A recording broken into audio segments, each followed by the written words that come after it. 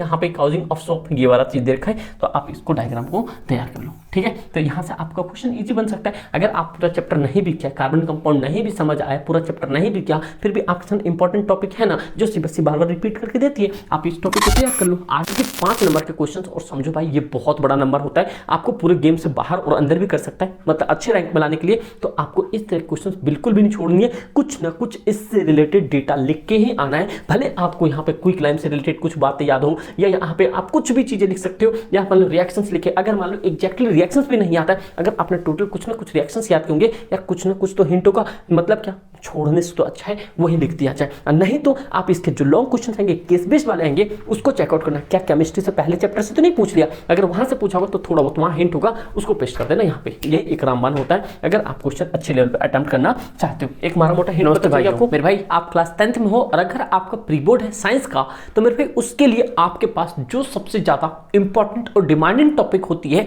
उसकी आपके सामने क्लास आ चुकी है। तो बस एक पॉइंट याद रखना, पहले 2 सेकंड की बात मेरी समझो ध्यान से।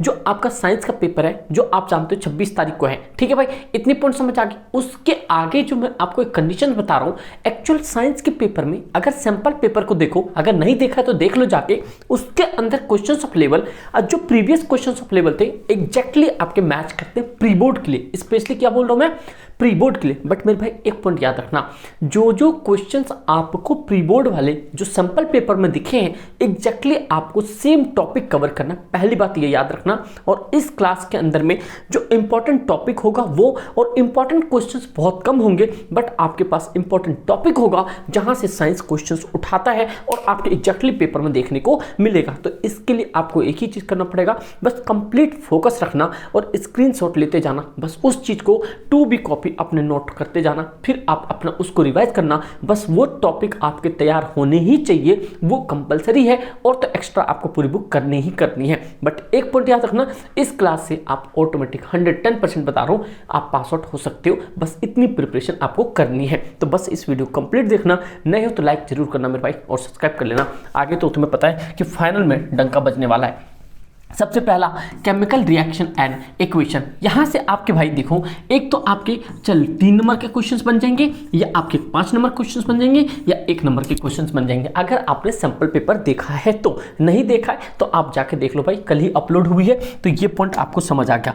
यहां पे सबसे पहले आपको एक चीज पता होना चाहिए कि यहां से सबसे ज्यादा अगर हम बात करते हैं वेरी वेरी इंपॉर्टेंट का, तो यहां पे सबसे ज्यादा वेरी वेरी इंपॉर्टेंट होता क्या है, जो अगर हम प्रीवियस ईयर की बात करें, जो प्रीवियस ईयर जितने भी प्री बोर्ड के अंदर में आए क्वेश्चंस, भाई मैंने हमसे 500 साल के प्रीवियस देखे, वही चीज मैं आपको बता रहा हूं। यहां से आप जितने भी ये टाइप ऑफ केमिकल रिएक्शन है, ये जो आपके टाइप ऑफ केमिकल रिएक्शन है, जैसे आपका कॉम्बिनेशन रिएक्शन हो गया, ये डिकम्पोजिशन रिएक्शन हो गया, डिस्प्लेसमेंट हो गया, डबल डिस्प्लेसमेंट, ऑक्सीडेशन हो गया, ये सारे के सारे इनके अंदर में मोस्टली टाइम ये देखा गया है, एक आपके पास डबल डिस्प्लेसमेंट देखा गया है, और उसके बाद यहाँ पे डिकम्पोजिशन रिएक्शन देखा गया है। तो मोस्टली टाइम तो मेरे भाई आपको क्या करना है, यहां से इन रिएक्शंस के बीच में आपको एक ये करना है, और बैलेंसिंग करनी सबसे इंपॉर्टेंट चीज है। अगर आपने बैलेंसिंग करना नहीं सीखा है तो वो भी आपके लिए घातक हो सकता है। सबसे पहले देखो बैलेंसिंग कैसे करनी है। सबसे पहले जितने भी बैलेंसिंग इक्वेशन होते हैं, इसके लिए मैंने आपको कम्युनिटी पोस्ट के अंदर में एक वीडियो डाली होगी, वो आपको ट्रिक के माध्यम से ईच एंड एवरी आप बैलेंसिंग बना दोगे, कभी आपको पीछे मुड़ के देखने की जरूरत नहीं पड़ेगी। वो आप जाके कम्युनिटी पोस्ट को चेकआउट कर लेना, वहां से आपको सारे बन जाएंगे। तो चलो भाई अब आगे मैं आपको बताता हूँ एक्चुअल में कैसे आपको कहां से क्या करना है। ये आपके क्या है, बैलेंस अनबैलेंस वाले हैं, तो ये आप जरूर कर लेना वहां से। चलो मैं आपको यहां से बताता हूं जो मेन चीज है। ये तो पता ही है गैस वैस का चेंजेस होती है, उसके बाद में आगे कोई भी चीज होता है। आगे देखते हैं। सबसे पहले जो मैं आपके पास ये बताता हूँ, एक तो सबसे पहले आप किसी भी कंडीशन में ये बैलेंसिंग केमिकल इक्वेशन वाला टॉपिक कर लो, और यहाँ से क्वेश्चंस आते हैं। इसके अंदर में हिट एंड ट्रायल मेथड दिया आता है, hit and trial method, but इससे भी इजी मेथड है जो आप वहाँ पे कर लोगे। ठीक भाई, मेटल देखना, नॉन मेटल देखना, ऑक्सीजन देखना, नाइट्रोजन देखना, आपका कहानी खत्म। वहाँ पे बहुत ईजी तरीके से बताया गया है। तो यहाँ से मैंने आपको ये जो हिट एंड ट्रायल मेथड है, ये तो भाई आपको आता होगा तो आपको पता होगा, अदरवाइज नहीं है तो आप जाके वहाँ पे देख सकते हो। सबसे पहले जो ये पहला टॉपिक है टाइप ऑफ केमिकल रिएक्शंस, यहां से आपके 3 नंबर के क्वेश्चंस मिलेंगे टाइप ऑफ केमिकल रिएक्शंस के अंदर में, जिसमें आप देख सकते हैं कॉम्बिनेशन रिएक्शन हो गया। कॉम्बिनेशन रिएक्शन के बाद आपके पास है यहाँ पे एक्सोथर्मिक रिएक्शन हो गया। कौन सा एक्सोथर्मिक, यहाँ पे ये पॉइंट समझ गए। उसके पास में आपके पास डिकम्पोजिशन रिएक्शन हो गया। क्या हो गया? Decomposition reaction. ये आपके मैंने क्या होता है, डिकम्पोजिशन रिएक्शन में भी टाइप होते थे, ये इंपॉर्टेंट रखो, जिसके अंदर में आप जाते हो थर्मल डिकम्पोजिशन आता है या इलेक्ट्रोलाइसिस डिकम्पोजिशन आता है। तो इसीलिए आपको क्या बोला गया यहाँ पे कि जो ये वाला आपके पास है डिकम्पोजिशन, सिंपल सा डिकम्पोजिशन, ये आप केमिस्ट्री में इंपॉर्टेंट मार्क कर लो, यहाँ से आपको करके ही जाना है, जिसमें कि आपके थर्मल डिकम्पोजिशन भी आ सकते हैं या इलेक्ट्रोलाइटिक्स डिकम्पोजिशन भी आ सकते हैं। ये पॉइंट समझ के उसके बाद में भाई ये जो डायग्राम है, ये डायग्राम आपने देखा होगा कि जो आपको इलेक्ट्रोलाइटिक्स डिकम्पोजिशन का है, तो ये सीबीएसई का बहुत फेवरेट डायग्राम होता है। तो एक बार आप इसे भी थोड़ा सा देख लेना, ठीक है भाई। यहाँ पे अगला पॉइंट समझ गया, फोटोसिंथेसिस डिकम्पोजिशन छोड़ दो यहाँ से। एंडोथर्मिक, देखो एक तो यहाँ का ये एंडोथर्मिक रिएक्शंस भी इसके अंदर में आता है। ये आगे डिस्प्लेसमेंट रिएक्शन, क्या है? डिस्प्लेसमेंट और आपके पास में डिस्प्लेसमेंट की बात करता हूँ, और आपके पास जो ये वाला रिएक्शन है डिस्प्लेसमेंट के बाद जो आपके पास क्या कहते हैं, डिकम्पोजिशन, और यहाँ पे तो इसको छोड़ दो, डिस्प्लेसमेंट और डिकम्पोजिशन, ये आपके लिए दोनों जो है बहुत ज़्यादा इंपॉर्टेंट है, क्योंकि यहाँ से आपने अगर यहाँ पर डिस्प्लेसमेंट रिएक्शन का वैसे भी समझ आ रहा होगा डिस्प्लेस क्या होगा, तो ये वाले आपने देखे होंगे, बहुत जगह आपने देखा होगा कि ये वाले डायग्राम आपने हमेशा, तो बस इसको थोड़ा सा क्या करना है, आपको डीपली पढ़ना है। और एनसीईआरटी में इस वाले एक्टिविटी को लेके बहुत सारे कीवर्ड्स आपके साइड में दिए हैं, उसको आप जरूर कर लेना, इतनी पक्की बात रखना, ठीक है भाई। ये पॉइंट समझ आ गया। उसके बाद में आप आ जाओ डबल डिस्प्लेसमेंट, ये सारे टॉपिक्स आपको करने। ऑक्सीडेशन लास्ट टॉपिक होगा इसका। फिर अगला जो है एक पॉइंट, ये भी आपके लिए कभी कभी क्या होता है, यहाँ से आपके एमसीक्यू बना सकता है कि ये कोरिलेशंस क्या होता है, ये रेंसिडिटी क्या होता है, एक याद रखना है यहाँ पे। ये method to prevent the rancidity, कैसे हम बचा सकते हैं, ये आपके आ सकते हैं। कभी रस्टिंग ऑफ आयरन आ सकता है या कोडिंग ऑफ सिल्वर, ये इस तरह से हम कोरिलेशन से बचा सकते हैं। ये आपके यहाँ एमसीक्यू कह सकते हो या आप यहाँ पे असर्शन रीजन कह सकते हो, यहाँ से क्वेश्चंस बनते ही बनते हैं। तो भैया इसको आप थोड़े से एक बार देख लो, समझ आ गया यहाँ पे। उसके बाद में आपके पास देखो, अगर एमसीक्यू, एक पॉइंट याद रखना, अगर आपको एमसीक्यू, तो सबसे पहले मैंने बताया आपको कि जो आपने प्री बोर्ड की, जितने भी प्री बोर्ड की सैंपल पेपर थे, उन एसपी से मुझे यही समझ आया कि 7 नंबर एटलीस्ट आपके क्या होंगे, केमिस्ट्री से होंगे, और 7 नंबर आपके बायो से होंगे, और फिर कुछ यहाँ पे 6 नंबर के करीब आपके क्या हो रहे हैं, यहाँ पे उससे फिजिक्स से पूछा जा रहा है। तो ये आपके एमसीक्यू की रिपीटिशन है। बस एक पॉइंट याद रखना, अगर आपको एमसीक्यू सच्चे लेवल पे करना है और बहुत एक्सलेंट लेवल की चाहिए, तो आप कम्युनिटी पोस्ट जाके चेकआउट करो, मैंने वहां पे उसकी लिंक डलवा दी थी, जो प्रीवियस ईयर का सबसे बेस्ट और बेस्ट साबित हुआ था, ठीक भाई। तो ये सारे आपके क्या होते हैं, वेरी शॉर्ट क्वेश्चन होते हैं, जो कि 1 नंबर का होता है, इसे हम बाद में देखेंगे, ठीक है। इस तरह के क्वेश्चन मैं आपको लॉन्ग क्वेश्चन दिखाता हूँ कि जिस तरह के क्वेश्चन बार बार सीबीएसई ने पूछा है, ठीक भाई। एक पॉइंट समझो यहाँ पे, सबसे पहला जो आपके पास ये जो क्वेश्चंस है, गिव रीजन, क्या है गिव रीजन। आपने देखा होगा कि कभी भी कोई भी क्वेश्चंस देखो आप साइंस के, तो पहली बात बंचेस में होता है, बंचेस में होने के बाद क्या होता है, उसको गिव रीजन देना होता है। गिव रीजन में क्या है, तो आपको पूरा टॉपिक समझ आने चाहिए। जैसे silver chloride is store in the dark coloured बोतल, तो अब आपको रीजन देना है यहाँ पे। Copper vessels loses shine when the expose to air, फिर iron displaces copper from the copper sulphate solution. तो मतलब आपको इस तरीके का भी क्वेश्चंस आपको तैयार करने पड़ेंगे। तो भैया देखो, केमिस्ट्री थोड़ी सी सभी बच्चों को आसान तो लगती नहीं है, लेकिन क्या है कि आपको भैया करके जाना है। नहीं तो क्या कर सकते हैं आप, एक ही पॉइंट याद रखना, जो केमिस्ट्री के अंदर में एमसीक्यू आएंगे और केस बेस आएंगे, एटलीस्ट उतना भी आप करेक्ट करोगे तो फिर भी आप केमिस्ट्री को एवरेज कर सकते हो। जैसे मान लो 7 नंबर ये हो गया, 4 नंबर यार, मतलब 15 नंबर तक का केमिस्ट्री आप इजी तरीके से ला सकते हो, अगर ज्यादा आपको केमिस्ट्री समझ नहीं आती है तो, ठीक है भाई। समझ गए यहाँ पे, ये आपके इस तरीके के क्वेश्चन आएंगे। सबसे पहली बात, अभी हमने जो क्वेश्चन देखा पीछे,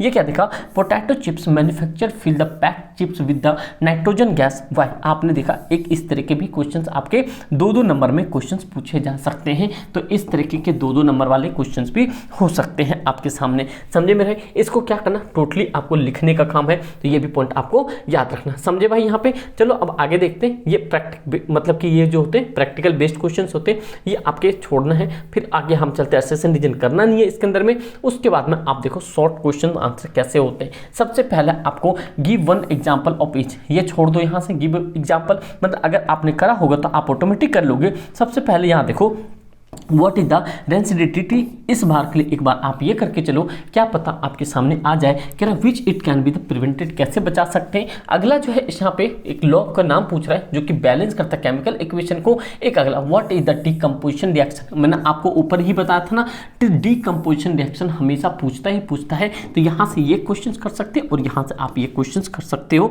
जो कि आपके लिए बहुत ज़्यादा बेनिफिशियल होगा। ठीक है, उसके बाद समझ गए। उसके बाद अगर आप सैंपल पेपर उठाकर देखो तो उन सैंपल पेपर में क्या लिखा होता है कि a small amount of ferrous, मतलब ferrous sulphate is heated in the dark glass tube. तो ये इसके आपको राइट करना है, केमिकल इक्वेशन भी लिखना है और टाइप ऑफ रिएक्शन का नाम भी लिखना है कि ये क्वेश्चंस क्या है। तो आपको इस तरीके के क्वेश्चंस बहुत पेपर में देखने को मिलेंगे। तो यहाँ पे इंपॉर्टेंट क्वेश्चंस में इसीलिए मैं आपको पहले ही आगाह कर देता हूँ भाई इस तरीके के पेपर आपके होने वाले हैं। समझ रहे हो बात को यहाँ पे। तो इसीलिए भैया इन तरह के क्वेश्चंस को आपको करके जाना है। अगर आप इस तरीके के क्वेश्चंस कर लेते हो तो कंप्लीटली मेरे भाई इसके अंदर से ज़्यादा सोचने की जरूरत नहीं पड़ेगी। और एक पॉइंट याद रखना, ये देखो गिव रीजन वाले आपने देखे, give reason what is the silver chloride turn grey in the sunlight, क्या होता है यहाँ पे व्हाइट सिल्वर का।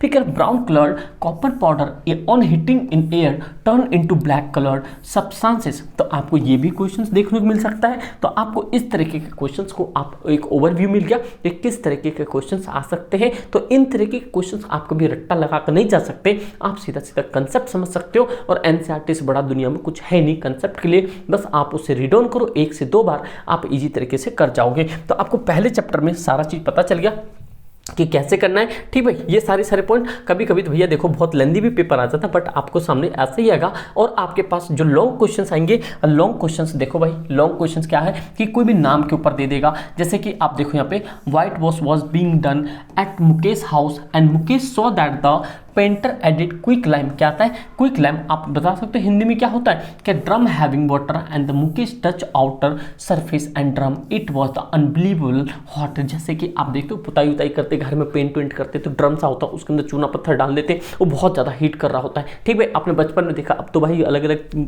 कलर होने लगे तुरंत ही। तो इसकी वजह से तो आपको इस तरीके के क्वेश्चंस लॉन्ग में देखने को मिल सकता है, जो कि आपको एक कंडीशनल क्वेश्चंस होते हैं। क्या होते हैं कंडीशनल होते हैं, कोई कंडीशन पे वेरी करता है। तो जो आप सामने देख सकते हो इसके अंदर 3 क्वेश्चंस दिया है, जो कि आप यहाँ पे ये देखो 1/2 ये 1.5 मार्क्स का हो जाएगा, ये 1.5 मार्क्स होगा, ये 2 नंबर का पूछ लेगा। तो मतलब सीबीएसई का यही होता है कि एक केस बेस्ड क्वेश्चंस बता दो। जैसे आपने देखा 5 नंबर में एक मुकेश का घर है, मुकेश के घर के वहां पे एक पेंट वेंट का काम चल रहा है, उसने देखा क्विक लैम डाला, उसके ऊपर में आप देख रहे हो यहाँ पे क्वेश्चंस क्या रहा है, यहाँ पे write the chemical equation above the reaction, figure what type of the reaction and this reaction exothermic and exo justify करके बताना है कि ये आपको एक्सोथर्मिक है या एंडोथर्मिक है। तो समझ लो बात को किस तरह क्वेश्चन आता है। बट मैं आपको यहाँ पे एक रामबाण बताता हूँ, अगर मान लो इस तरह के क्वेश्चन आ गया, अगर आप नहीं कर पाते हो तो छोड़ के नहीं आना है, कुछ ना कुछ इस क्वेश्चन में बना के ही आना है, लिख के ही आना है, क्योंकि 5 नंबर के क्वेश्चन। और समझो भाई ये बहुत बड़ा नंबर होता है, आपको पूरे गेम से बाहर और अंदर भी कर सकता है, मतलब अच्छे रैंक में लाने के लिए। तो आपको इस तरह के क्वेश्चन बिल्कुल भी नहीं छोड़नी है, कुछ ना कुछ इससे रिलेटेड डेटा लिख के ही आना है। भले आपको यहाँ पे क्विक लाइम से रिलेटेड कुछ बातें याद हो, या यहाँ पे आप कुछ भी चीजें लिख सकते हो, या मान लो रिएक्शंस लिखे। अगर मान लो एग्जैक्टली रिएक्शंस भी नहीं आता है, अगर आपने टोटल कुछ ना कुछ रिएक्शंस याद किए होंगे या कुछ ना कुछ तो हिंटों का मतलब क्या छोड़ने से तो अच्छा है वही लिख दिया जाए। नहीं तो आप इसके जो लॉन्ग क्वेश्चन आएंगे, केस बेस्ड वाले आएंगे, उसको चेकआउट करना। क्या केमिस्ट्री से पहले चैप्टर से तो नहीं पूछ लिया, अगर वहां से पूछा होगा तो थोड़ा बहुत वहां हिंट होगा, उसको पेस्ट कर देना यहाँ पे। यही एक रामबाण होता है अगर आप क्वेश्चन अच्छे लेवल पे अटेम्प्ट करना चाहते हो। एक मारा मोटा हिंट पता चल गया आपको। अब हम भाई चलते हैं आगे। आप क्वेश्चन पता है केस बेस्ड, देखो जैसे इस तरह केस बेस्ड है तो केस बेस्ड इस तरह के आएंगे तो आप इसे आगे वहां पे फेंक सकते हो। तो बस एक पॉइंट याद रखना, अगर आपको अभी भी प्री बोर्ड के लिए ज़्यादा चीज़ें अपने प्रिपेयर नहीं किया है, डजेंट मैटर, प्री बोर्ड के नंबर नहीं लगेंगे, बट आपको अपना 110% देना है। बट फाइनल के लिए रखो याद कि गेम बदलना है, और भाई गेम मैं आपको बदलवा सकता हूँ। आप लास्ट ईयर भी देखे थे, बस इसके लिए क्या करना है भाई, एक बताऊँ, जब मैंने कम्युनिटी पोस्ट देखी ना, उसके अंदर में जो होता है स्टूडियो, उसके अंदर भाई 60% ऐसे बच्चे थे जो क्लास अटेंड करते हैं रेगुलर बेसिस पे, बट वो सब्सक्राइब नहीं करते। बस पता नहीं है क्या है, पर प्लीज़ यार सब्सक्राइब कर लो, ठीक है। आपके पास नोटिफिकेशन आएगा तो आप जल्दी से इंप्रूवमेंट कर पाओगे, जल्दी से टाइप कर वीडियो देख पाओगे, और जल्दी से आप अपने काम पे लग सकते हो, आप जल्दी प्रिपरेशन कर सकते हो। समझे मेरे भाई। उसके बाद में आपके सामने सेकेंड चैप्टर आता है एसिड बेस एंड सॉल्ट। यहाँ से सबसे पहले तो आप ये सेट करो कि एक तो आपके पास MCQ जरूर आएगा, क्योंकि यहाँ से MCQ आपके प्री बोर्ड के सैंपल पेपर में भी देखा गया है। अगर आपने प्री बोर्ड के सैंपल पेपर नहीं नहीं देखा है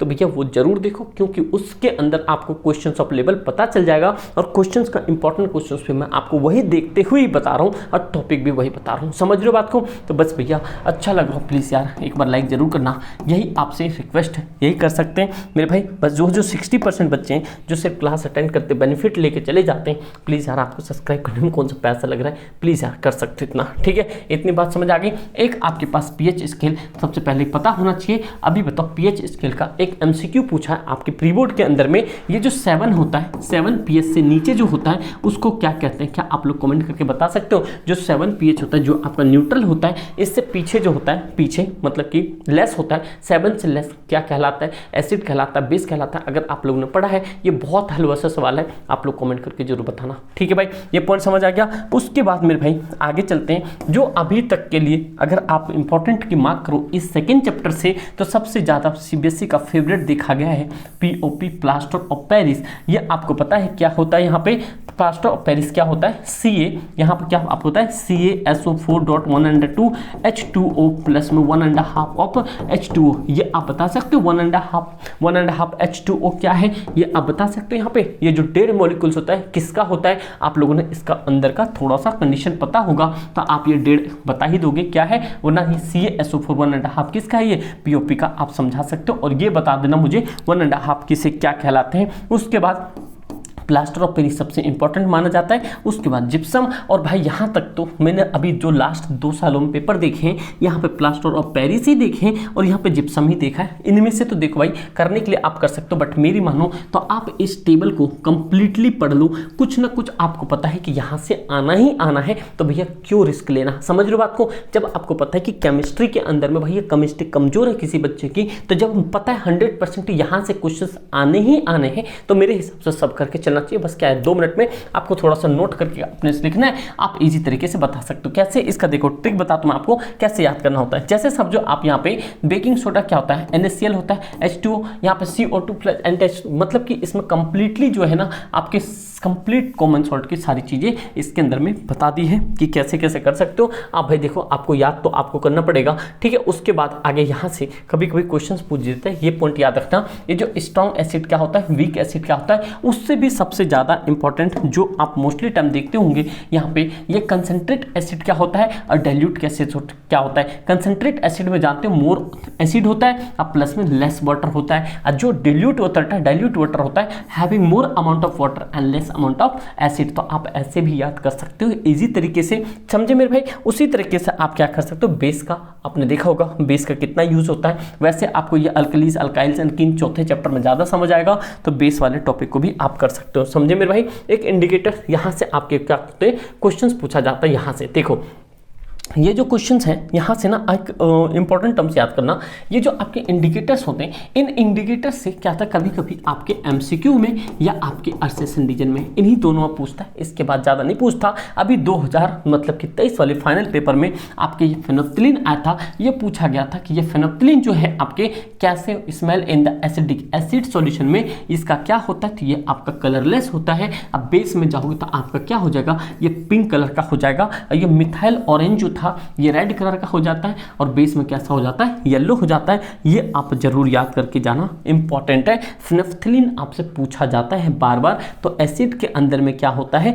ये आप जानते हो, कलरलेस होता है। अब बेस में क्या होता है, ये पिंक कलर का होता है। तो ये पॉइंट आपको याद रखना है, ठीक भाई? इतना पॉइंट समझिए। उसके बाद में आपके सामने यही एसिड बेस के टर्म्स होंगे जो कि रिएक्टिविटी को दिखाता है। इसे हम आगे चलते, ठीक भाई? जैसे कि हमें ज़्यादा से ज़्यादा मतलब कि इसमें इंपॉर्टेंट टर्म्स पता सके, ये सब आप सारी चीज़ें एक एग्जाम्पल के थ्रू देख सकते हो। और आप आगे हम देखते हैं जो मोस्ट इंपॉर्टेंट चीज़ है इसके अंदर में, यूनिवर्सल इंडिकेटर्स ऑफ पीएच। मेरे भाई देखो ये यूनिवर्सल इंडिकेटर्स और यहाँ पे पीएच स्केल, यहाँ से तो आपने जानते हो कि एक एमसीक्यू जरूर बनेगा या आपके यहाँ पे लॉन्ग क्वेश्चंस भी हो सकता है। तो एक पॉइंट याद रखता है यहाँ पे कि जो 7 है न्यूट्रल होता है, लेस देन 7 ये एसिडिक मतलब सॉल्यूशन होता है, यही आपके सैंपल पेपर में आ रखा था। इससे पहले अगर आपने आंसर किया होगा तो एग्जैक्टली यही क्वेश्चन था। समझिए मेरे भाई, ये आपके सामने पीएच स्केल है। आगे देखते हैं यहाँ पे सबसे पहला इंपॉर्टेंट, और आपको बता दूं जो 2000 अभी जो पीछे गया है यहाँ पे 2023 वाले में जो आपके फाइनल पेपर थे वहाँ के अंदर में यहाँ पे तो पीएच ऑफ स्केल आया है, वहाँ पे रेन वाला आया था। कौन सा आया था यहाँ पे? रेन वाला। देखते हैं यहाँ पे pH change in the teeth, ये क्या था भाई? देखो pH change at the causes of teeth decay, ये भी सीबीएसई का फेवरेट हुआ करता था। अब पीएच वैल्यू अगर 5 से 5 हो जाता है, 5.5 से नीचे होता है तो दांत और ये सारी चीजें गलने सड़ने लगते हैं। समझे मेरे भाई? एक तो ये हो गया यहाँ पे, और ये तो आपका स्ट्रॉन्ग, एक पॉइंट देखो, ये आपको मतलब ये प्री बोर्ड के अंदर में देखा गया था लास्ट ईयर प्री बोर्ड, ये मिड टर्म के अंदर में स्ट्रॉन्ग एसिड है और स्ट्रॉन्ग बेस है, तो क्या होगा ये? एक ये न्यूट्रल सॉल्ट होगा। ठीक है भाई, अगर मान लो स्ट्रॉन्ग मतलब कि सॉल्ट ऑफ स्ट्रॉन्ग एसिड है और वीक बेस है, तो यहाँ पे देखो स्ट्रॉन्ग एसिड है और ये वीक बेस है तो ये एसिडिक सॉल्ट बनता है। और यहाँ पे जो salt of the strong base, अगर स्ट्रॉन्ग बेस हो गया और वीक एसिड हो गया तो क्या होता है? बेसिक सॉल्ट बनता है। ये आप याद कर लेना, कभी कभी ना ये सारी चीजें बहुत ज्यादा इंपॉर्टेंट हो जाती है सीबीएसई के लिए, क्योंकि आपको पता है कि सीबीएसई अनएक्सपेक्टेड होता है, कभी भी पेपर का गेम चेंज कर सकता है। बट आपको पूरे अटेम्प्ट करके आना है, जो मैं आपको बता रहा हूँ इस तरीके से करके आओगे तो आप इजी तरीके से कर पाओगे। ठीक है भाई, सबसे इंपॉर्टेंट पॉइंट अब आ जाओ यहाँ से आपके लिए क्या है, एक समझो कि तोहफा ही है, केमिस्ट्री के अंदर में एक तोहफा है जो कि आपको ये केमिकल जो फॉर्म इक्वेशन ऑफ सॉल्ट है यहाँ से आप कर सकते हो। जैसे पीछे आपको बताया यहाँ पे एक ये प्लास्टर ऑफ पेरिस और इसके अंदर प्लास्टर ऑफ पेरिस यहाँ से कर लेना। ठीक है, जो पीओपी के बारे में बताता है, और तो इसके अंदर में भाई करने के लिए तो सारा करना पड़ेगा, बट सारा फोकस आप इसके ऊपर भी दे सकते हो और इनमें से भी कर सकते हो, क्योंकि यहाँ से कुछ भी टेबल आ सकता है। ठीक भाई, ये पॉइंट समझ के यहाँ पे। उसके बाद में यूजेस ऑफ आता है किसका, मतलब मैं देखो इनके यूजेस जो हैं, जितने भी इनके यूजेस हैं, जैसे मान लो बेकिंग सोडा, बेकिंग सोडा कैसे है, जो खाने की सोडा होती है, यहाँ पे ब्लीचिंग पाउडर हो गया, तो इन सब के यूजेस आप यूज कर लेना, मतलब कि पता कर लेना कि यूजेस थोड़े से 2-4 पॉइंट लिख लेना किस तरीके के यूजेस होते हैं, जो आप एग्जाम में अगर आ गया तो बना के लिख सको। ठीक है भाई, क्योंकि ये आपके अर्सेशन रीजन से लेके एमसीक्यू में हर जगह हेल्प करेगा। इनके भाई यूजेस हो गया यहाँ पे ग्लास ऑफ का, यहाँ पे प्लास्टर ऑफ पेरिस का ज्यादा एमसीक्यू में भी कभी कभार पूछ दिया जाता है कि जो डॉक्टर यूज करते हैं प्लास्टर ऑफ, जो डॉक्टर यूज करते हैं सपोर्टिंग ऑफ फ्रैक्चर बोन, जो फ्रैक्चर बोन हाथ वहाँ टूट जाते हैं तो क्या यूज करते हैं, तो ये प्लास्टर ऑफ पेरिस करते हैं। तो ये पॉइंट आपको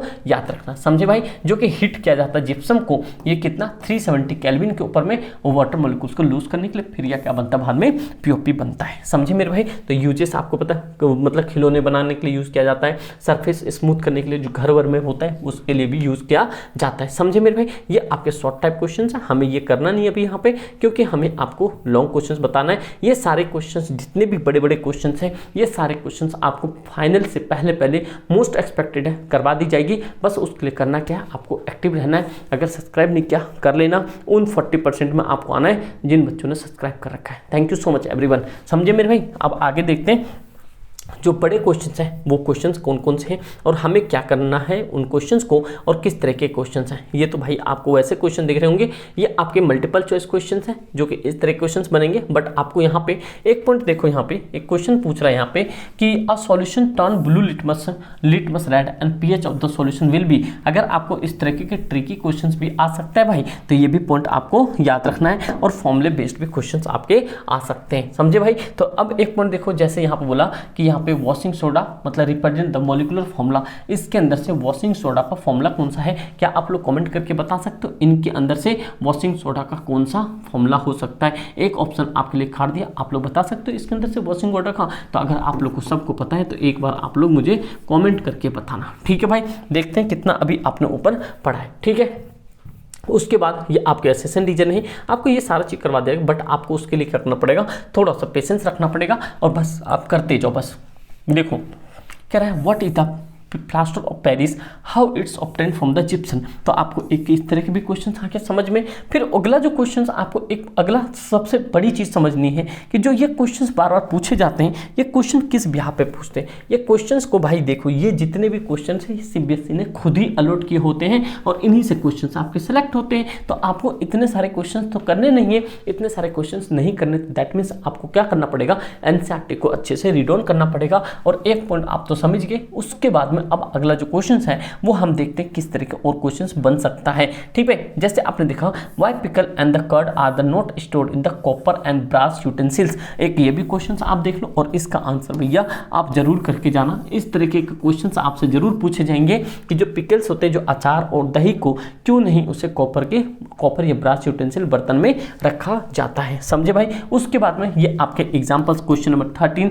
और क्वेश्चन नंबर 11 आपके प्री बोर्ड के सैंपल पेपर में आया हुआ है कि on passing excess CO2 through lime water it first turn milky and then become the colourless, explain why and write the chemical equation. तो आपको इस तरह के भी क्वेश्चंस आपको देखने को मिलेंगे। अगर आपने सारी चीजें कर रखी है तो इस तरह के क्वेश्चंस जरूर करना। ठीक है, बट आपको टेंशन नहीं लेनी है। फाइनल वाले एग्जाम में आप तुम्हारा भाई ये सब का आंसर के साथ PPT बनाकर देगा, तो बिल्कुल टेंशन मत लेना। ठीक, बस थोड़ा सा फाइनल का इंतजार करो। समझे भाई।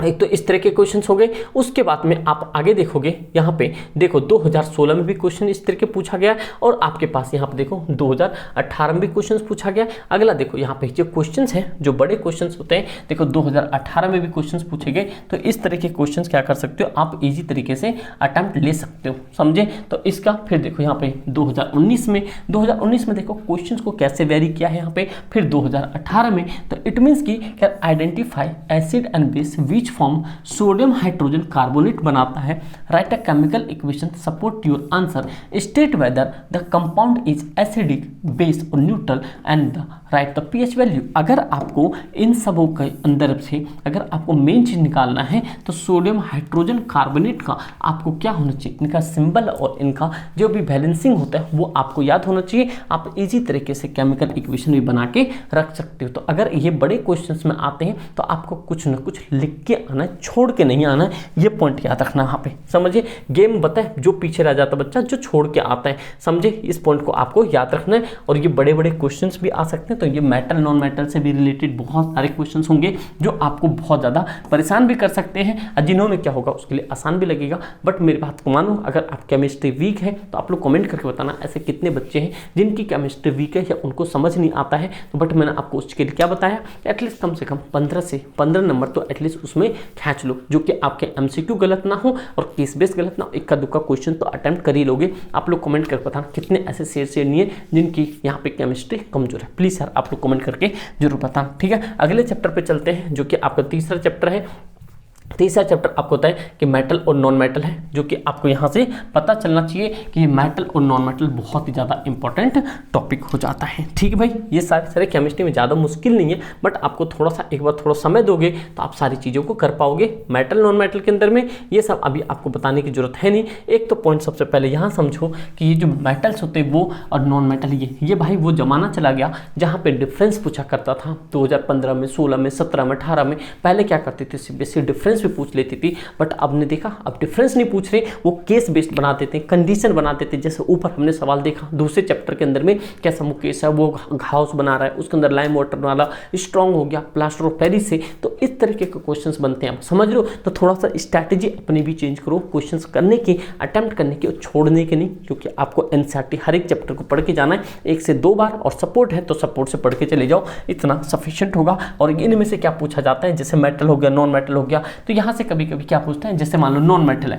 नॉन मेटल है क्या, जैसे मान लो ग्रेफाइट, अगर एग्जांपल दे देगा ग्रेफाइट किसका पार्ट है, नॉन मेटल का। ये जो आपके पास जानते हो, इसमें ग्रेफाइट के अंदर में क्या होता है, इलेक्ट्रिसिटी का होता है, poor conductor except the gravity वो जो ग्रेफाइट।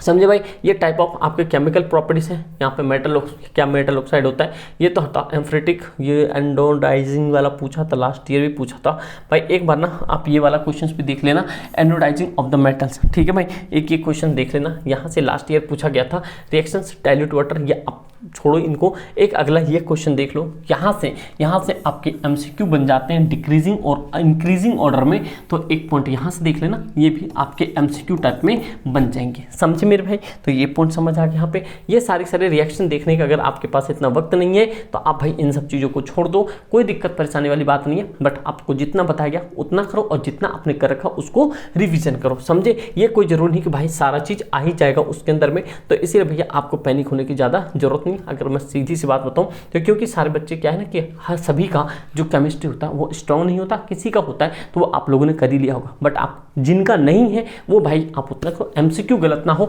एमसीक्यू गलत ना हो उसके लिए आपको एनसीईआरटी तो रीड ऑन करनी पड़ेगी। अगर आप एनसीईआरटी रीड कर लोगे तो भाई वहाँ से बड़े क्वेश्चंस बना सकते हो, छोटे क्वेश्चंस भी बना सकते हो, ये सारे कंडीशंस हैं, ठीक है। कोरेशंस, प्रिवेंशन ऑफ कोरेशन का भी कभी कभी पेपर आ जाता है, तो ये भी याद है कोरेशंस का क्या होता है, कैसे हम बचा सकते हैं जो जंग वंग लग जाता है, ठीक भाई, ये पॉइंट समझिए। उसके बाद में भाई ये देखो ये एमसीक्यू है और यहाँ से एमसीक्यू तो भैया 100% बनना ही बनना है, यहाँ से एमसीक्यू तो कोई काट ही नहीं सकता क्योंकि हर एक सैंपल पेपर में ये दिया हुआ है, समझे मेरे भाई। तो ये सारे क्वेश्चन सब बहुत इजी क्वेश्चंस होते हैं, आप आराम से कर सकते हो, बट उसके लिए क्या करना पड़ेगा आपको उसके लिए एनसीईआरटी पढ़नी पड़ेगी। तो एक पॉइंट बताओ, ये जो क्वेश्चंस है द लिक्विड नॉन मेटल, क्या होता है द लिक्विड नॉन मेटल क्या भाई यहाँ पे द लिक्विड नॉन मेटल कौन सा होता है, कार्बन होता है, हाइड्रोजन होता है, क्लोरीन होता है या ब्रोमाइन होता है। चलो मैं दो आपको मतलब कि ऑप्शन काट देता हूँ, एक हाइड्रोजन काट दिया, एक आपका चलो यहाँ पे कार्बन काट दिया। आप मुझे कमेंट करके बता सकते हो। ये क्वेश्चन नंबर 6 का अगर आप लोगों ने इसका आंसर बता दिया दैट मीन्स कि आपकी प्रिपरेशन बहुत अच्छी है, क्योंकि ये वाला जो पॉइंट है द लिक्विड नॉन मेटल कौन सा है आपको भाई एनसीईआरटी के अंदर में कोने में लिखा हुआ मिल जाएगा। अगर इसका आंसर आ गया दैट मीन्स कि आपने अच्छे से पढ़ाई कर रखी है, समझे मेरे भाई। तो ये हो गया। उसके बाद में चलते हैं आगे, उसके बाद लॉन्ग क्वेश्चन शॉर्ट क्वेश्चन में देखते हैं। अगर बड़े क्वेश्चन में कुछ मिल गया तो उसके हिसाब से आप अपनी प्रिपरेशन कर लेना, ठीक भाई, ये पॉइंट समझे। अब देखो 5 मार्क्स के अंदर में क्या है, 5 मार्क्स के अंदर में गिव रीजन टाइप का आ सकता है, जैसे platinum in use to make jewellery बनाने के लिए किसका यूज किया जाता है, प्लेटिनम का। Lithium is store the under kerosene, kerosene के अंदर में यूज किया जाता है क्या, aluminium is the highly reactive metal at is used to be make the utensil for the cooking. एक इस तरह के क्वेश्चंस आपको 5-5 नंबर में आने के चांसेस है। तो भैया यहाँ से सारी चीज़ें पता चल गई आपको। और यहाँ पे देखो 3 मार्क्स के क्वेश्चंस क्या है, 3 मार्क्स के क्वेश्चंस के अंदर में अगर देखो जाओ तो कैसे पता चलता है कौन सा क्वेश्चंस आने के चांसेस होते हैं, तो वो मेरे भाई आपको यहाँ पे दिख जाएगा। अगर आना होगा तो इन्हीं क्वेश्चंस में से आएगा, अदरवाइज वो बाहर क्वेश्चंस नहीं जाएगा, समझे मेरे भाई। तो इसके लिए क्या करना है आपको, तो इस तरह क्वेश्चंस का एक बार आप स्क्रीनशॉट ले लो और थोड़ा सा इस तरह क्वेश्चंस आप तैयार कर लो। एक बिटवीन वाला भी क्वेश्चन कर लेना, इलेक्ट्रोलाइटिक्स रिडक्शन और इलेक्ट्रोलाइटिक्स रिफाइनिंग वाला, तो ठीक है, कभी कभार आ जाए तो इस चीज़ को कर लेना। और ज़्यादा कुछ नहीं, इसके कंसेप्ट पे क्वेश्चंस पूछे जाएंगे जो कि आपको भैया वहाँ पे करना ही होगा। और सबसे इम्पॉर्टेंट और अभी तक का मोस्ट इम्पॉर्टेंट आपको क्या पूछा, कार्बन एंड कंपाउंड। क्या मेरे भाई, कार्बन एंड कंपाउंड, जो कि आपको बनाने के लिए आएगा यहाँ पे बॉन्डिंग, और बॉन्ड बनाने के लिए आपको पता है क्या चीज़, ये सारे इसके नेचर्स होते हैं जो आपको कार्बन ये जो बॉन्ड बनाता है यहाँ पे कार्बन कोवैलेंट बॉन्ड, ये आपको पता है भाई। अगर आप वहाँ पे सर्च भी करो ना carbon compounds by SS Patil, आपको ट्रिक मिल जाएगा, आप वो बॉन्डिंग आराम से बना सकते हो, कोई दिक्कत वाली बात नहीं है, ठीक है। वो single bond, double bond, triple bond, ये कोवैलेंट बॉन्ड, ये सारे आपस में जब ये बॉन्ड इसके आपस में ये जब अपना बॉन्ड शेयर करते हैं तो ये आपस को ये कहलाता है, ठीक है, कोवैलेंट बॉन्ड, समझे, शेयरिंग बॉन्ड। यहाँ से एक पॉइंट समझ लो, जो आपके ऑल्ट्रॉप्स ऑफ कार्बन के अंदर में जो बच्चे अभी तक नहीं पढ़ा आपने, तो ग्रेफाइट जरूर पढ़ के जाना, ये ग्रेफाइट जरूर आता है। और इसके अंदर का ये जो की पॉइंट्स दे रखा है ये आप यहाँ से समझ जाओ, समझे मेरे भाई। क्योंकि ग्रेफाइट आपको पता है कि ग्रेफाइट एक ऐसा ही एंगल जिसके अंदर में एक फ्री इलेक्ट्रॉन होते हैं और जिसकी वजह से इलेक्ट्रिसिटी उसमें प्रोड्यूस हो सकती है, समझे। एक ये हो गया। उसके बाद में भाई यहाँ से जो यहाँ पे आपके पास जो लास्ट ईयर भी क्वेश्चन पूछे गए थे, ये आपका टेट्रावैलेंसी से क्वेश्चन पूछे गए, जो कि आपको पता होना चाहिए ये टेट्रावैलेंसी निकलती कैसी है। यहाँ से कैटेनेशन हो गया, टेट्रावैलेंसी हो गया, सैचुरेटेड अनसैचुरेटेड कार्बन भी पूछा जाता है। यहाँ से एक लॉन्ग क्वेश्चन याद रखो, सैचुरेटेड अनसैचुरेटेड से क्या क्या होता है, ये चैन होता है, स्टेट होता है, ब्रांचेस बनता है, ये सारे अगर आपने कम भी पढ़ रखी है तो इसके लिए क्या करना है आपको, जो आपके एनसीईआरटी है, एनसीईआरटी में जो भी कीवर्ड्स दे रखे हैं उन कीवर्ड्स को आपको अच्छे से लर्न करने हैं, जिससे कि आप कार्बन कंपाउंड के अंदर से भी क्वेश्चंस बना के लिख सकते हो। और भाई ये जो आपके सामने पीपीटी दिख रही है ना, ये भाई वन ऑफ द बेस्ट और बेस्ट है पूरे वाईटी पे, क्योंकि आपको होता है कि जो क्वेश्चंस बना इसी के इर्द गिर्द बनेगा, इससे बाहर आपका क्वेश्चंस नहीं बनेगा, ना ही कभी बना है। तो ये सब चीज़ें बहुत कम चीज़ें पता चल पाती टीचर्स लोग को, बट मैं आपको ये सारी चीज़ें ओपनली सारी चीज़ें बता रहा हूँ, तो भैया आप करके चलो इसको, ठीक है।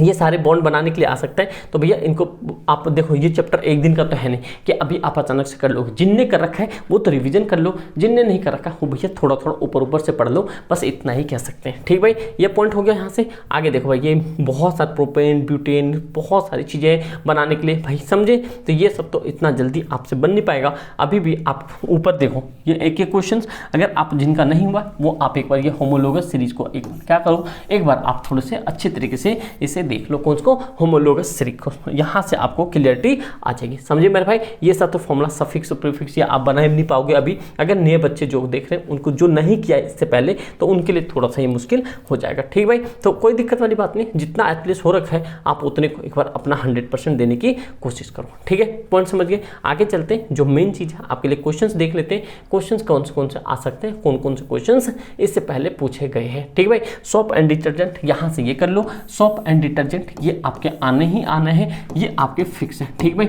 बना लेना, क्वेश्चंस बना लेना सारे डायग्राम के साथ, क्योंकि डायग्राम इसके दे रखे हैं। ठीक भाई, यहाँ पे काउजिंग ऑफ सोप ये वाला चीज़ दे रखा है, तो आप इसको डायग्राम को तैयार कर लो। ठीक है, तो यहाँ से आपका क्वेश्चन इजी बन सकता है। अगर आप पूरा चैप्टर नहीं भी किया, कार्बन कंपाउंड नहीं भी समझ आया, पूरा चैप्टर नहीं भी किया, फिर भी आपके साथ इंपॉर्टेंट टॉपिक है ना जो सीबीएसई बार बार रिपीट करके देती है, आप इस टॉपिक को तैयार कर लो। आ गया तो मौज है, नहीं आया तो दूसरे की खोज है। समझ लो, दूसरा अच्छा क्वेश्चन देखना कैसे कर सकते हो, तो यही पॉइंट है। ठीक भाई, पॉइंट समझ आ गया। नेक्स्ट पॉइंट आपका carbon and it's compounds brief, ये समझने के लिए है। अगर आप इतना कर लेते हो तो भैया इतना सफिशिएंट होता है। समझे मेरे भाई, तो इसके लिए देखो 1 मार्कर क्वेश्चन होते हैं, डिफाइन करना कैटेनेशन का, ये आप कर लो। कभी मान लो 2 नंबर में आ जाए डिफाइन ऑफ कैटेनेशन, ये आ गया।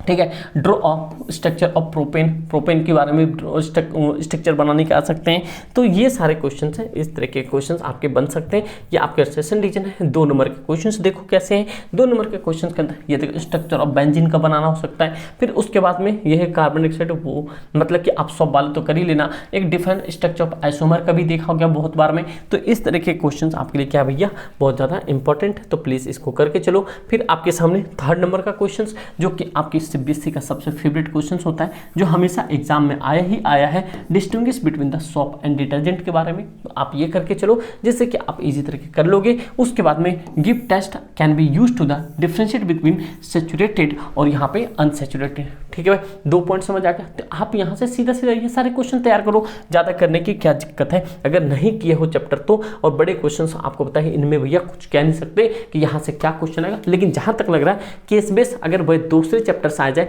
मेटल नॉन मेटल से, तो ज़्यादा बेहतर है, क्योंकि वो थोड़ा इजी भी लगता है और आप वहाँ से आंसर भी खींच दोगे। ये पॉइंट समझ आ गया आपको। यहाँ तक आप सारी चीज़ें समझ गए हो। अगला जो आप जानते हो बुक में आपका पीरियोडिक टेबल होगा, वो तो कंप्लीटली आपके कट गए। तो इट मीन्स कि आपके पास ये 4 हैं, इन चारों को अच्छे से करो। और इनके बाद आपके पास क्वेश्चन जो है आपके पास लाइफ एंड प्रोसेस से है, जो आपको समझ आना चाहिए। ये बायोलॉजी के क्वेश्चंस होते हैं, क्योंकि आपके पास जो पहले था, आपके पास पहले पीरियोडिक टेबल हुआ करता था, जो कि इस बार आपके क्या हुए, कट कर दिए गए हैं। तो केमिस्ट्री के अगर आप इतने करते हो तो बहुत अच्छी तरीके से अटैम्प्ट कर सकते हो। बस मेरे भाई एक ही पॉइंट याद रखना, बस शिद्दत से पढ़ो, क्योंकि भैया बोर्ड बहुत पास है, उसमें आपको डंका बजाना है। तो भैया आज से अच्छी प्रिपरेशन करनी पड़ेगी। अब हम बायो के क्वेश्चन देखते हैं। बायो में मोस्टली आपको केस बेस बनेंगे, तो केस बेस के लिए तैयार रहना। अब बायो में भैया आग लगा दो सही तरीके से। ठीक है, अगर आपने यहाँ तक देखा है तो कमेंट करके जो बताना। अगर लाइक नहीं किया हो भाई प्लीज यार कर देना। ठीक है, तो चलो भाई लाइव प्रोसेस देखते हैं। लाइव प्रोसेस से किस तरह के क्वेश्चंस आते हैं, न्यूट्रिशन वाला कैसे बड़े बड़े क्वेश्चंस कैसे बनते हैं, जाइलम फाइलम ये सब चीज़ें देखेंगे। ये तो आपको पता ही है, सारी चीज़ें। न्यूट्रिशन प्लांट हम मेन कंडीशंस में आते हैं, जहाँ पे मेन चीज़ की डिस्कस करते हैं, वो आप सारी चीज़ें देखना। ठीक भाई, यहाँ पे मेन इवेंट्स ऑफ फोटोसिंथेसिस ये सब पुरानी चीज़ें हो चुकी है, लेकिन ये जो है आपके हमेशा स्टोमेटा के बारे में आया है, फंक्शन ऑफ स्टोमेटा। तो आप ये करके जाना। यहाँ से आप कभी कभी डायग्राम आ जाएगा, तो वो आपको नाम लिखने के लिए आ सकता है। समझे मेरे भाई, तो ये भी पॉइंट आपको याद रखना है। ठीक है, एक पॉइंट अमीबा के बारे में, एक पॉइंट देखो, ये जो क्वेश्चंस है अमीबा, हमेशा अमीबा के बारे में एक्सपेक्ट किया गया है, बट अमीबा का कभी कभार ही आया है 2014 के बाद से। अगर आप एक बार अच्छे लेवल पे अगर अमीबा का ये फंक्शंस देख लोगे, तो मे बी अगर आ गया तो आप करने के लिए सक्षम रह पाओगे। और ये तो है नहीं कि प्री बोर्ड में ही क्या फाइनल में नहीं आएगा, मे बी फाइनल में भी आ सकता है, ना भी आए तो एक बार इस पर रिस्क मत लो। अगर आ गया तो बड़े क्वेश्चंस में आएगा, तो आप इसको एक बार कंडीशंस को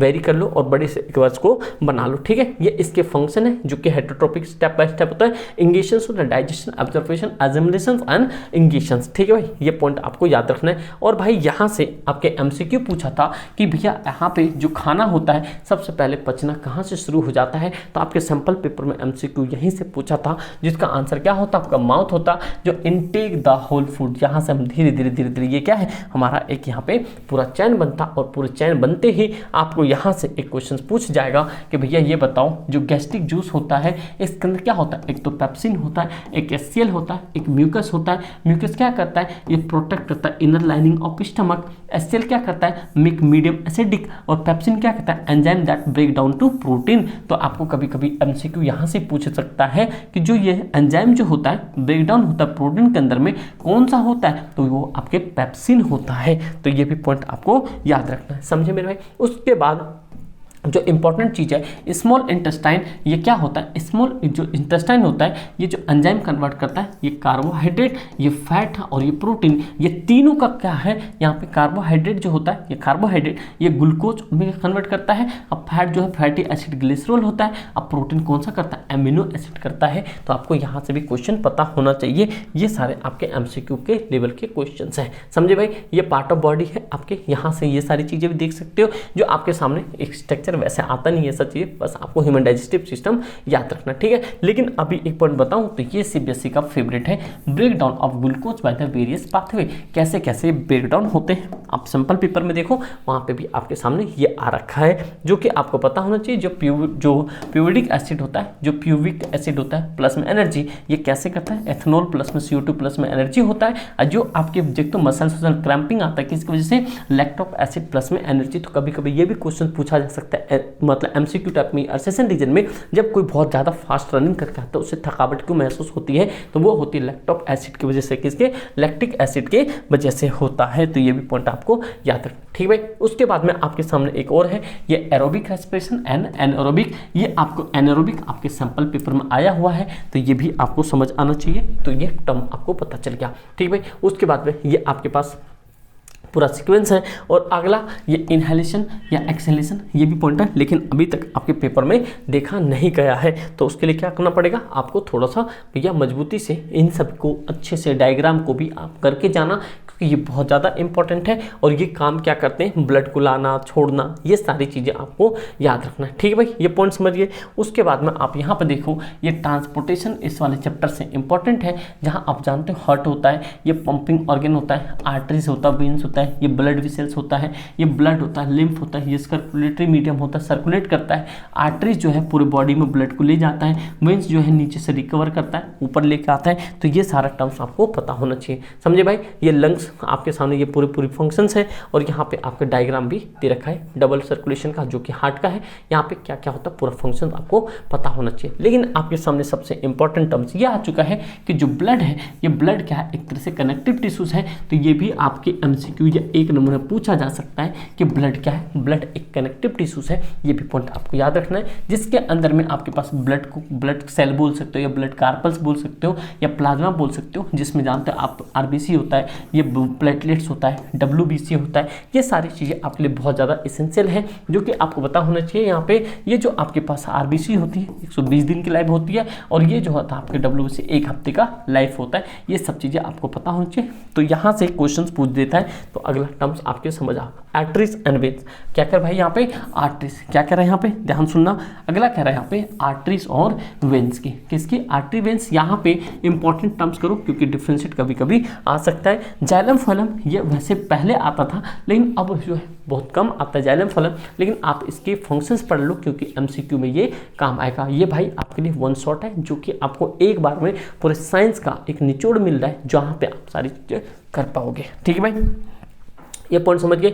उसके बाद भाई आगे देखते हैं, ये जाइलम फलम हो गया। उसके बाद देखते जाओ एक्सक्रीटरी सिस्टम। ये आपने देखा होगा, जो यहाँ पे ये जो है, अभी मान लो ये डायग्राम आ जाएगा, कभी पूछ देगा ये क्या है, कभी पूछ देगा भैया ये क्या है, ये क्या है, ये क्या है, एड्रेनल ग्लैंड। अभी जो आपके रिसेंटली सैंपल पेपर में आ गया था, ये पूछा गया यूरेथ्रा के बारे में, ये बताओ भाई कौन सा है। तो ये भी पॉइंट आपको याद रखना है, किस तरह के क्वेश्चंस बन रहे, ठीक है। चलो भाई आगे देखते हैं क्वेश्चंस। ह्यूमन एक्सक्रीटरी सिस्टम, ये तो भाई देखो आपको यहाँ से सारी चीज़ें, ये नेफ्रॉन के बारे में देखना है। लेकिन एक पॉइंट याद रखना, ये जो कभी कभी क्वेश्चंस जो होते हैं स्ट्रक्चर ऑफ नेफ्रॉन, ये कभी न कभी पूछ देता है। लेकिन एक पॉइंट याद रखना, जब ये टॉपिक पूछा गया नेफ्रॉन, तो हमेशा ये फाइनल में देखा गया, जो फाइनल एग्जाम्स होते हैं वहाँ पे ये नेफ्रॉन वाले टॉपिक को देखा गया। तो ये भी पॉइंट आपको याद रखना है, ठीक भाई।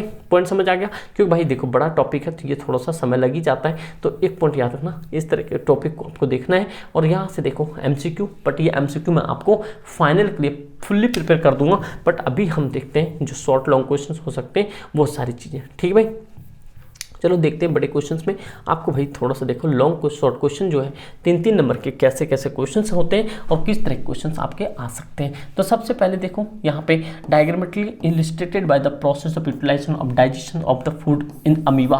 तो क्या बोला, अमीबा पे वैसे बहुत सालों से देखा गया क्वेश्चन आया नहीं है, बट आप कर सकते हो। ठीक भाई, इतना कर लोगे तो सही रहेगा, कभी मान लो आ गया और छोड़ दिया तो फिर थोड़ी सी दिक्कत हो सकती है। समझ रहे बात को। अगला क्वेश्चन देखो जो आपके सामने आ चुका है 2018-19 में दोनों में आ गया था, जो कि आप यहाँ देखो 18-19 में क्या क्वेश्चन है, डिफाइन द ट्रांसपोर्टेशन टर्म कह रहा है transpirations digestion experiment demonstrated this process, मतलब कि आपको ट्रांसपिरेशन को कंप्लीटली बताना है, ट्रांसपिरेशन। ठीक भाई, जो प्लांट्स वाला होगा। उसके बाद देखो 5-5 नंबर में जो क्वेश्चंस हमेशा बने हैं, देखो दिल्ली 2018-19 में, ये 18-19 में, 18-19 में, जो कि 5-5 नंबर के क्वेश्चंस बने हैं। लॉन्ग क्वेश्चन से ये क्या पूछ रहे हैं यहाँ पे, write the 3 types of the blood vessels बताना है यहाँ पे। फिर कह रहा है दूसरा क्वेश्चन इसी के अंदर CO2 एंड O2 जो ट्रांसपोर्ट करता है बीन ह्यूमन में, वो पूछा गया है। फिर कह रहा है function of the human alimentary canal कैसे काम करता है, सलाइवा कैसे काम करता है, HCl कैसे काम करता है स्टमक के अंदर में, बाइल जूस कैसे काम करता है, वली कैसे काम करता है। ये सारे टर्म्स जो इस तरह के क्वेश्चंस आपके सामने आया है। होप सो, इतना उम्मीद है कि आप ये सारे क्वेश्चंस लिख दोगे। कंट्रोल एंड कोऑर्डिनेशंस, यहाँ से आप जानते हो आपके रिफ्लेक्स मसल वाले जितने भी है वो सारे आपके क्वेश्चंस पूछे जाएंगे। तो यहाँ से भी आप MCQ को इंपॉर्टेंट मार्क कर सकते हो। और खास करके यहाँ पे प्लांट्स हार्मोन जो होता है, ये प्लांट्स हार्मोन बहुत ही ज़्यादा मोमेंट लेकर आता है, बहुत ही ज़्यादा इंपॉर्टेंट होता है प्लांट हार्मोन। ठीक है भाई, ये पॉइंट समझ गए। उसके आगे देखो अगला पॉइंट है आपके सामने कि न्यूरॉन सिस्टम, कहते हैं नर्वस सिस्टम। क्या भाई, नर्वस सिस्टम, इसके डायग्राम भी आपके सामने आ सकता है। तो ये देखो न्यूरॉन के बारे में ये आप यहाँ से करके जाना। ठीक है, तो ये पॉइंट आपको याद रखना है। समझ रहे हो। अगर भैया आपको अच्छा लग रहा हो, आपको देखना पेपर में 110% इस तरह क्वेश्चन टकराएंगे। जो टॉपिक आपको बता रहा हूँ ये 100 का 10 लाख % आपके पेपर में आना ही आना है, इससे बाहर कभी नहीं जाएगा। समझे। तो भैया सब्सक्राइब नहीं क्यों कर लेना मेरे भाई, लाइक नहीं क्यों, तो मुझे उम्मीद है कि आप कर दोगे। ठीक है भाई, ये पार्ट ऑफ न्यूरॉन डेंड्रिट तो सेल बॉडी तो एक्सॉन्स होता है। ठीक है, एक देखो रिलैक्सेस एक्शन, यहाँ से क्वेश्चन आपके पूछे गए। तो एक पॉइंट याद रखना, यहाँ से आप क्वेश्चन करके जाना रिफ्लेक्सेस आर क्या क्या होते हैं या स्पाइनल कॉर्ड के पार्ट में। तो ये भी पॉइंट आप कर, वॉलंटरी नॉन वॉलंटरी ये भी करके जाना, यहाँ से क्वेश्चन आ जाता है। और ह्यूमन ब्रेन, यहाँ पे देखो कभी कभी क्या होगा कि अगर ह्यूमन ब्रेन से क्वेश्चन आता है तो मे बी आपके कभी डायग्राम बन के भी आएगा, नहीं बन के तो आपको याद ना fore brain mid brain hind brain का, तो यहाँ से आपके MCQ आ सकता है। ठीक भाई, ये पॉइंट समझे। ये रहा आपके सामने ब्रेन, जो कि आप जानते हो सेरिबलम ऊपर होता है और उसके बाद सेरेब्रम, और उसके बाद 2 चीज़ पूछता है कि एक तो ये पिट्यूटरी ग्लैंड पूछता है और उसके हाइपोथैलेमस, ये सब क्वेश्चंस पूछा जाता है। तो भैया इसके डायग्राम को एक बार अच्छे तरीके से देखो जिससे कि आप ये काम कर पाओ। ठीक है, अगला देखते हैं यहाँ पे स्पाइनल का हो गया, ये सारी चीज़ें। भाई एक पॉइंट देखो, ये जितने भी क्वेश्चन कंट्रोल कोऑर्डिनेशन प्लांट के अंदर भी देख सकते हो कि ग्रोथ कैसे करता है, ये सारी चीज़ें डिपेंड होती है। ठीक है, अगला पॉइंट दिखाता हूँ आपको। यहाँ पे क्या है, ये तो आपके हार्मोन्स है। यहाँ से मोस्टली एक पूछा जाता है जो हार्मोन्स होता है कौन सा जो होता है सबसे मेन हार्मोन्स होता है, या मास्टर ग्लैंड किसे कहते हैं, ये आपको एक क्वेश्चन पूछ देगा और इससे ज़्यादा कुछ नहीं पूछा जाता है। ठीक है, अगला पॉइंट देखते हैं डायबिटीज़। यहाँ से क्वेश्चन अगर आप पूछ दे तो ये आपके लिए क्या होगा, MCQ के लिए होगा। जो कॉजेस पता आपको, ट्रीटमेंट क्या होता है, इंसुलिन का इंजेक्शन, इंसुलिन हार्मोन उसको दिया जाता है, मतलब सुई दी जाती है, ये भी। ठीक है, पॉइंट समझ के। उसके बाद में देखो ये शॉर्ट क्वेश्चन लॉन्ग क्वेश्चन है, लेकिन मैं आपको एक पॉइंट बताऊँ, यहाँ पे एक सेकंड रुक जाओ। जो इसके 3 नंबर वाले क्वेश्चन वो मैं आपको दिखाता हूँ एक्चुअल में 3 नंबर के क्वेश्चंस कैसे बनते हैं, जिससे कि आप यहाँ पे अच्छे तरीके से क्वेश्चंस कर पाओगे। सबसे पहले रिफ्लेक्स आर्क को देख लो, यहाँ से इस तरह के क्वेश्चन जरूर करना। फिर आपको यहाँ why it advise to use the iodised salt, जो आयोडाइज्ड सॉल्ट होता है, सॉल्ट होता है, वो हम क्यों यूज करते हैं, and what is the sensory and motor nervous neurons जो होता है वो क्या होता है। एक तरह के क्वेश्चंस आपको मैं एक पॉइंट और बताता हूँ यहाँ पे। अगर आप प्रीवियस उठाकर देखोगे तो इन सबों में से क्या है ना, मोस्टली क्वेश्चंस आपको वैसे क्वेश्चन दिखेंगे जो आप ना एक्सपेक्टेड किताबों के अंदर में नहीं पढ़े होगे। तो उसके लिए क्वेश्चंस कहाँ से बनते हैं, वो सारे क्वेश्चंस बनते हैं आपके NCERT के बॉक्स में से। किसमें, बॉक्स या NCERT पढ़ो तो उसके नीचे जो क्वेश्चन है ना वहाँ से बनता है। तो इस पॉइंट को आप दिल दिमाग में रखो, क्वेश्चन वहाँ से बनता है, 110% क्वेश्चन वहाँ से बनता है। आप ईजी तरीके से कर सकते हो। तो उन सब क्वेश्चंस को करो अच्छे तरीके से, जिससे कि आप अपने अच्छे लेवल पे आंसर लिख पाओगे। समझे मेरे भाई। तो ये पॉइंट समझ आ गया। उसके बाद में आप देखो यहाँ पे जो बहुत सारे प्लांट हार्मोन्स के बारे में पूछ रहा है यहाँ पे, जो आपकी बहुत सारी चीज़ें यार, जैसे देखो यहाँ पे प्लांट हार्मोन्स हो गया, ये ट्रॉपिकल मोमेंट के बारे में पूछते हैं प्लांट्स के, यहाँ पे एनर्जी हार्मोन्स किसे कहते हैं, यहाँ पे ये इमरजेंसी वाला, sorry which is the known as the emergency hormone, ये आपके एमसीक्यू में भी आता है। तो देखो 2019 में क्वेश्चन क्या पूछा है, bring the light of the focus on the your eyes Teresa. अभी आगे देखेंगे जो वो वाला मायोपिया फिजिक्स में देखेंगे कैसे कैसे क्वेश्चन होते हैं। तो आपको समझ आ रहा है किस तरह के क्वेश्चन है, ये आपके क्वेश्चन ऑफ लेवल थे। उसके बाद में हाउ टू ऑर्गेनिज्म रिप्रोड्यूस, ये तो जानते हो आप ही के रामबाण है भाई, ऐसे ऐसे चैप्टर तो बहुत ही ज़्यादा मतलब आफत ला देता है। बट देखते हैं इसके अंदर में क्या क्या इंपॉर्टेंट है।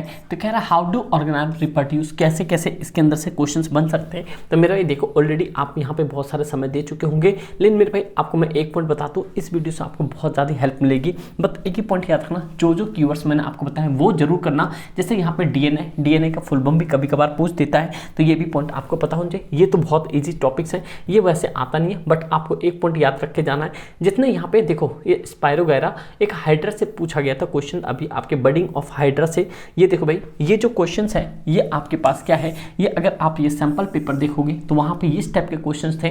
तो आप इस तरह के क्वेश्चंस को समझो, क्योंकि भाई देखो जो सीबीएसई हमेशा क्या करती है ना, जो सैंपल पेपर देती है वो कुछ ना कुछ सोच समझ के देती है। तो आपको हमें उसी बेस पे काम करना चाहिए, एक्स्ट्रा हट के कुछ नहीं है भाई। नॉलेज ज्ञान ग्रैब करने के लिए बहुत समय है, बट आपको जो पेपर में एग्जाम ओरिएंटेड चीज़ होता है उस पर ज़्यादा ज़्यादा फोकस करना है। ये मेरा एक्सपीरियंस कहता है, अगर आप इस पर फोकस रखते हो तो बहुत ही ज़्यादा आगे बढ़ सकते हो। ठीक है, उसके बाद में आप यहाँ पे देखते हो स्ट्रक्चर ऑफ फ्लावर, जैसे कि आप ये एंथर एंड फिलामेंट होता है, स्टिग्मा होता है जिसको कंप्लीट को पिस्टल कहते हैं या स्टैमिन कहते हैं, जो ये मेल वाला होता है। तो ये सारी चीज़ें जो आपके प्रोसेस ऑफ एक देखो लास्ट में 2023 में ये भी क्वेश्चन आया था पॉलिन ग्रीन वाला 2023 में। तो ये भी पॉइंट आपको याद रखना है, कितने 2023 में ये क्वेश्चन आया था। तो ये भी पॉइंट आप याद रखो कि इस तरीके का डायग्राम भी आपको इंपॉर्टेंट है। रिप्रोडक्शन मतलब कि इन ये बीन ह्यूमन, ये आप दिख रहा होगा यहाँ पे, ये क्या से चेंजेस होते हैं सारी चीज़ें। मेल रिप्रोडक्टिव सिस्टम ये है, आप कभी नाम याद करके जाना इसको, और उसके बाद फीमेल रिप्रोडक्टिव सिस्टम का भी नाम रख के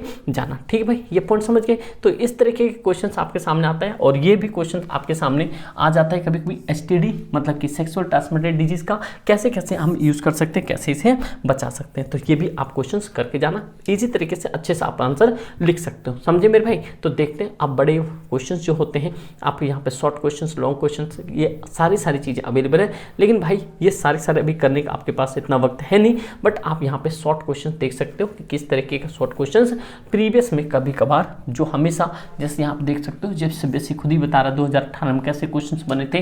तो ये सारी चीज़ें आप करके जाओ। सबसे ज़्यादा इंपॉर्टेंट यार जितने भी इनके अंदर में इंपॉर्टेंट टॉपिक है ना, वो करके चले जाओ। बायो आप वैसे लिख दोगे, क्वेश्चंस पढ़ने की आपको ज़्यादा जरूरत भी नहीं पड़ेगा। समझे भाई। तो आपको ज़्यादा इसमें टेंशनबाजी करनी नहीं है। जो इंपॉर्टेंट कुछ बड़े क्वेश्चंस लगेंगे तो वो आप यहाँ पे व्हाट इज द ये कॉन्ट्रासेप्शंस ये आप पूछ लेना, मतलब बना का सकते हो।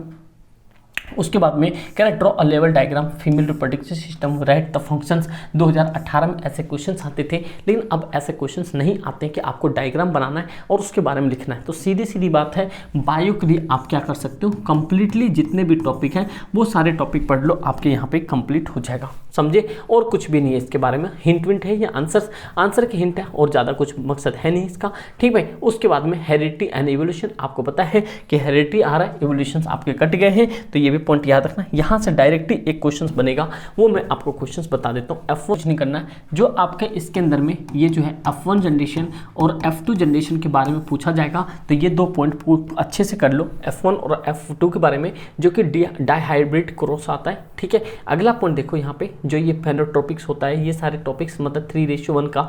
इसके बाद में एक ना मोस्ट इंपॉर्टेंट चीज़ होता है जो आपको पॉइंट पता होना चाहिए, ये जो आपका सेक्सुअल ट्रांसमिटेड डिजीज में एक ये, अगर मान लो कभी कभार ये हेरिडिटी के अंदर से मान लो एमसीक्यू में अगर कभी क्वेश्चन पूछ भी दे तो आप ये करके जाना, ये फादर मदर वाला, मतलब कि आप ये करके जाना sex determination in the being human कैसे होते हैं। तो आप ये क्वेश्चंस, इस तरह के क्वेश्चंस F1 और F2 कर लोगे तो इससे आपके क्वेश्चंस बन जाएंगे। और आपने देख लिया बायो के अंदर में ज़्यादा कुछ नहीं है, तो बायो में इतना भी कर लेते हो तो इतना सफिशिएंट है। तो मेरे भाई इतना आप सफिशिएंट है, इतना कर लो बायो के अंदर में। फिजिक्स के अंदर में लाइट हो गया, फिर आपके पास इलेक्ट्रिक इफेक्ट हो गया, इतना सारा चीज़ें ना उसके अंदर में इंपॉर्टेंट टॉपिक ऑलरेडी आपको मार्क करके दिया हुआ है। अगर नहीं दिया हुआ है आपको कम्युनिटी पोस्ट में मैं आपको मतलब एक वीडियो का लिंक डाल दूँगा, आप वहाँ से देख लेना, उसके अंदर कंप्लीटली सारी चीज़ें बता रखी है। बस फाइनल का इंतजार करो, क्योंकि इस वक्त ऐसा होता है ना कि ऑफलाइन में ज़्यादा क्राउड होने के कारण भाई वहाँ पर सारा चीज़ें देखनी पड़ती है, तो इसके चक्कर में आपके लिए बहुत ज़्यादा रिकॉर्ड नहीं कर पाया, बट प्रॉमिस करता हूँ आपको फाइनल में 110% आपके एक एक चैप्टर के इंपॉर्टेंट क्वेश्चन आपको बता दिया जाएगा